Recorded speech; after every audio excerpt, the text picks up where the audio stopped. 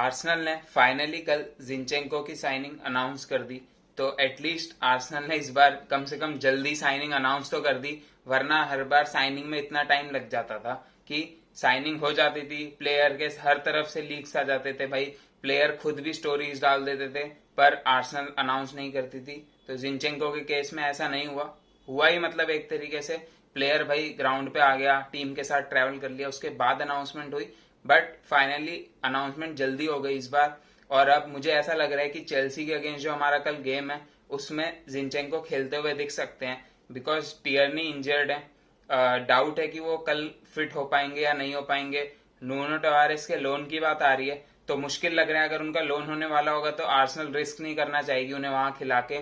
तो हो सकता है आर्सेनल या तो एक तरीके की बैक थ्री खेल ले या फिर जिंचेंको स्टार्ट करें। वो मुझे थोड़ा मुश्किल लग रहा है कि वो पूरे 90 मिनट खेल जाएंगे। तो हो सकता है टियरनी फिट हो या सेड्रिक लेफ्ट बैक खेल लेंगे, कोई बड़ी बात नहीं है, जैसा वो खेल लेते हैं और कुछ खास करते हैं नहीं, बट खेल लेते हैं।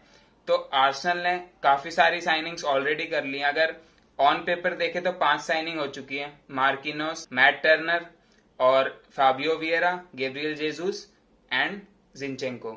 इसमें से अगर एक्चुअल साइनिंग बोलूं जो टीम पे इफेक्ट डालेंगे वो मेरे ख्याल से सिर्फ 3 है।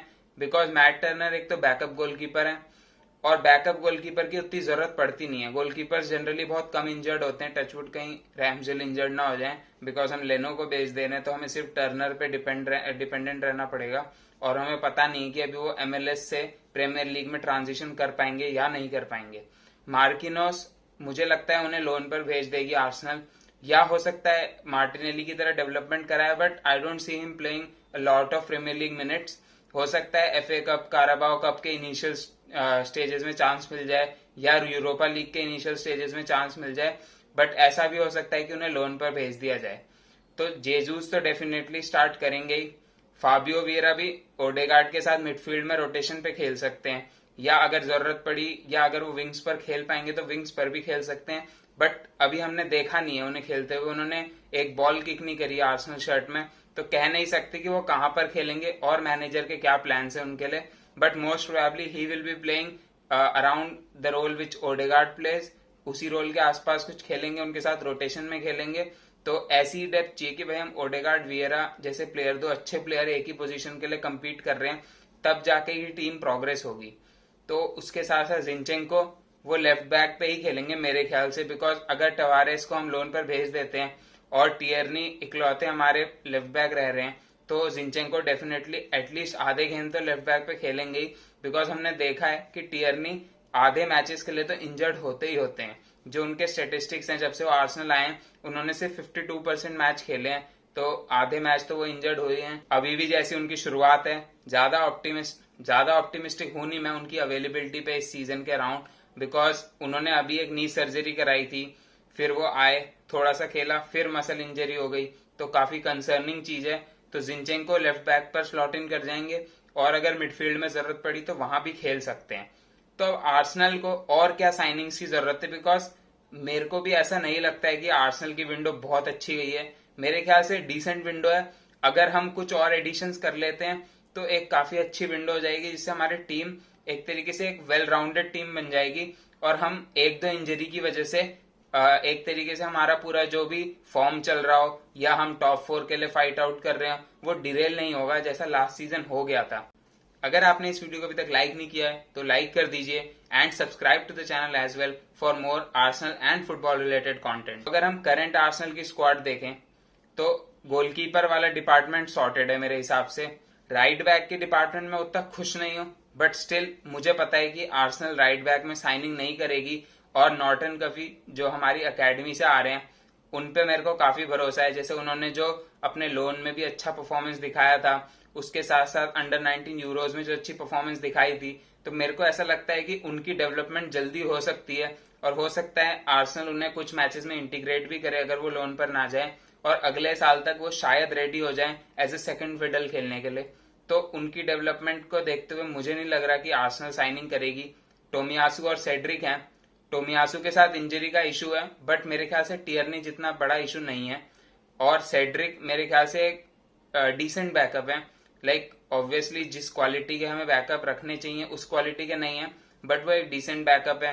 फिर हमने वाइट को भी देखा है कि वो राइट बैक में खेल रहे थे अभी लास्ट जो हमारा प्री सीजन का गेम था उसमें। उसके साथ साथ उन्होंने पहले भी खेल रखा है, तो वाइट भी वहां पर राइट बैक की पोजीशन में फिल इन कर सकते हैं। तो मुझे नहीं लगता और मैं एक्सपेक्ट नहीं कर रहा आर्सेनल से कि वो वहां पर एक साइनिंग करे। सेंटर बैक में सलीबा और बेन वाइट है हमारी राइट सेंटर बैक पोजीशन पे, तो डेफिनेटली वहां साइनिंग की जरूरत भी नहीं है। I think there is enough quality और enough reliability, because Ben White का भी इंजरी रिकॉर्ड काफी अच्छा रहा है और सलीबा का भी।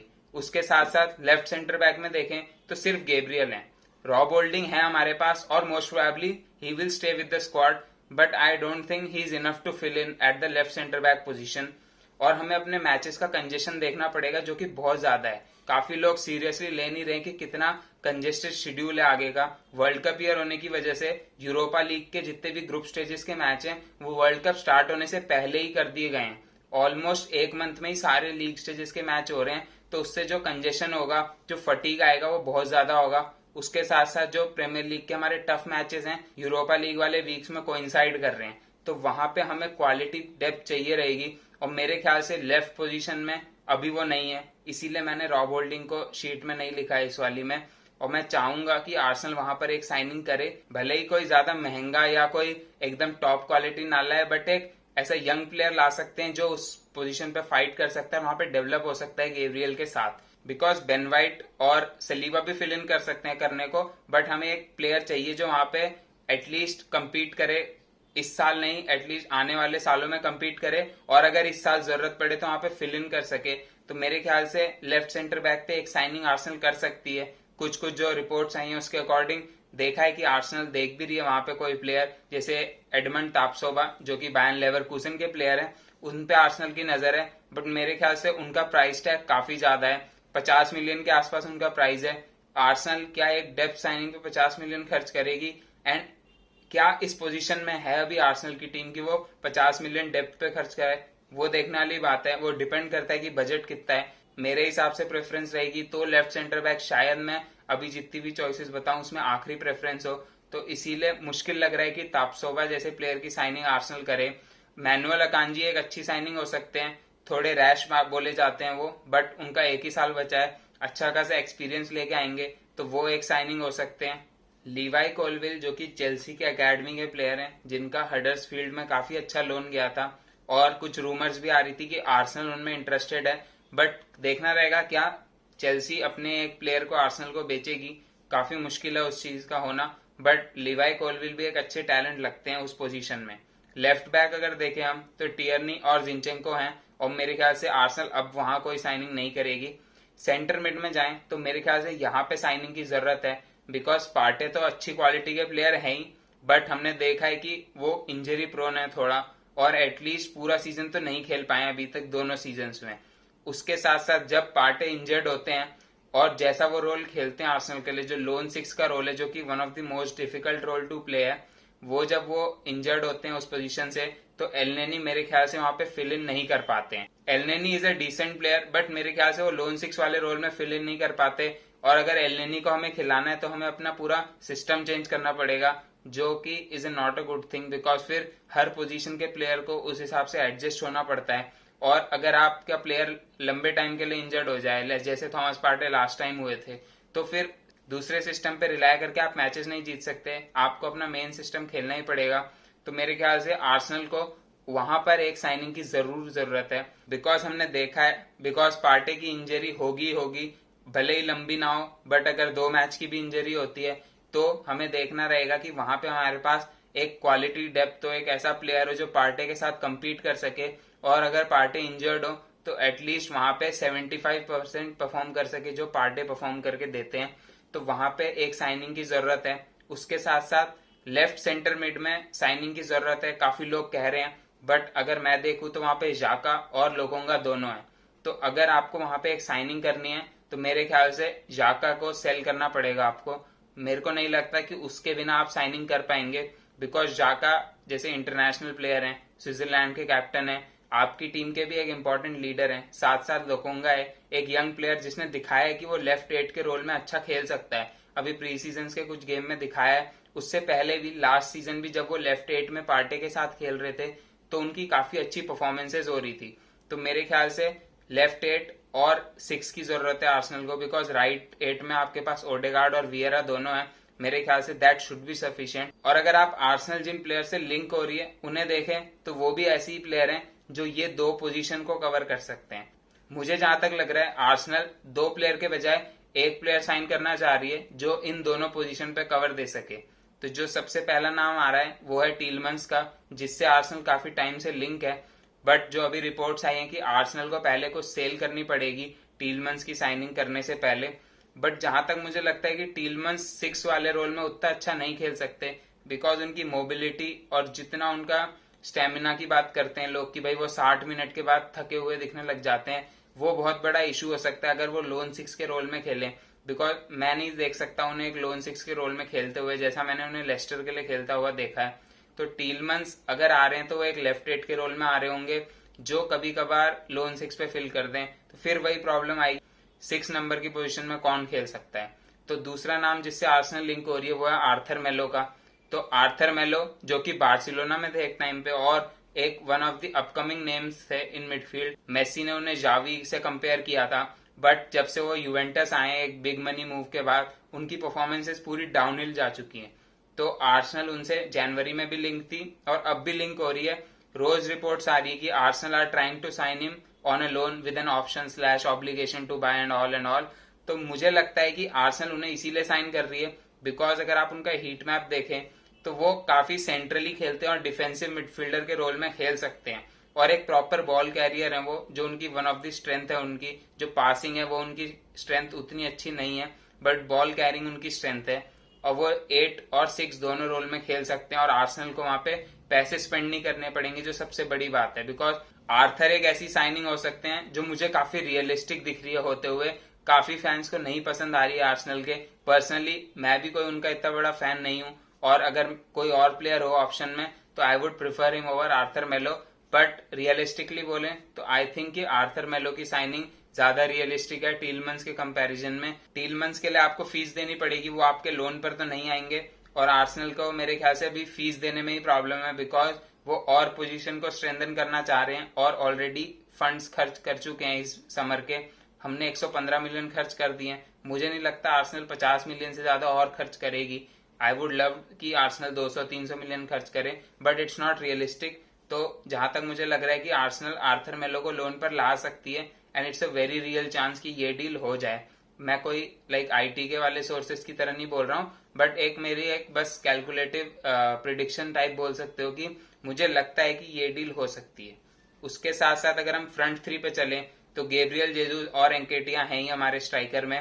काफी फैंस का मानना है कि वहां पे और ऑप्शन होने चाहिए, बट ट्रुथ बी टोल्ड वहां पे कोई ऑप्शन नहीं आएगा।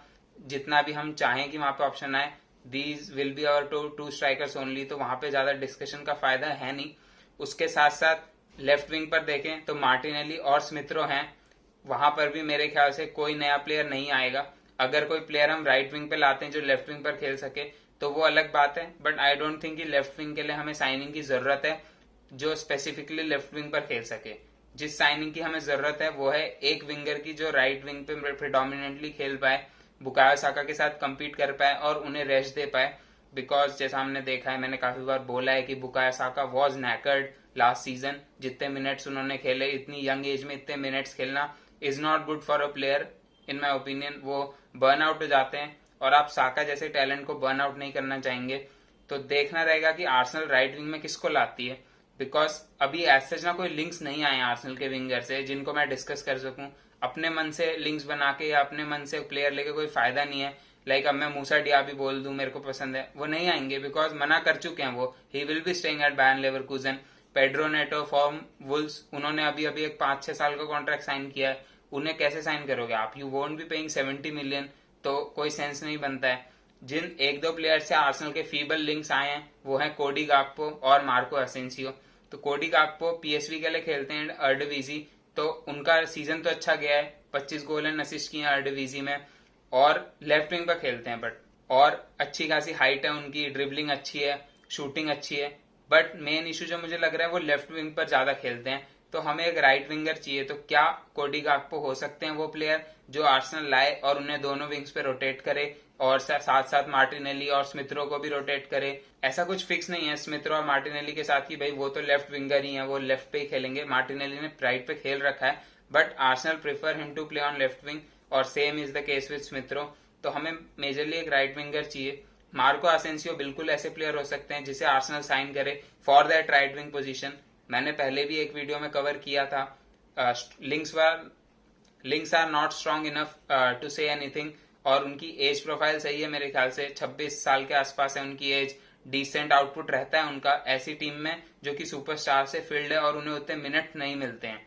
तो आसेंसियो एक अच्छी साइनिंग होगी। 1 ही साल का उनका बचा है कॉन्ट्रैक्ट। बस देखने वाली बात यह है कि क्या वो एक नॉन चैंपियंस लीग क्लब में आना चाहेंगे। मेरे ख्याल से तो आना चाहेंगे, because he would want that important role instead of playing Champions League. उन्होंने 3 चैंपियंस लीग शायद ऑलरेडी जीत चुके हैं। तो मेरे ख्याल से चैंपियंस लीग का जो फैक्टर है वो उन प्लेयर्स के लिए ज्यादा इंपॉर्टेंट होता है जिन्होंने कभी खेली नहीं है, जो ऑलरेडी इतनी बार जीत चुका है। I think he will be looking for more things other than champions league. तो आसेंसियो एक अच्छी साइनिंग हो सकते हैं। एक्सपीरियंस लाएंगे, विनिंग मेंटालिटी तो लाएंगे ही, और वो भी दोनों विंग्स पर खेल सकते हैं, बट वो राइट विंग पर मेजरली खेलेंगे। तो आसेंसियो इज अ गुड ऑप्शन। उसके अलावा जितने भी रिपोर्टर्स हैं, ऑनस्टीन हो गए, फब्रिसियो रोमानो हो गए, चार्ल्स वॉट हो गए, जो आर्सेनल के आसपास के रिपोर्टर्स हैं, सबने ये कहा है कि अभी तक किसी को भी आइडिया नहीं है कि आर्सेनल कौन से विंगर के पीछे जा रहा है। सबको ये पता है कि आर्सेनल का target is to sign a winger. अभी जो रिपोर्ट्स आई उनके अकॉर्डिंग आर्सेनल की अभी priority is to sign a winger rather than a midfielder. तो मेरे ख्याल से तो ठीक प्रायोरिटी है, बट मिडफील्डर की साइनिंग भी होनी चाहिए, because I don't think the midfield is strong enough जो हमारे पास है अभी, at least in the term of depth. तो विंगर की साइनिंग होगी आर्सेनल में, कौन से विंगर की होगी ये किसी को नहीं पता।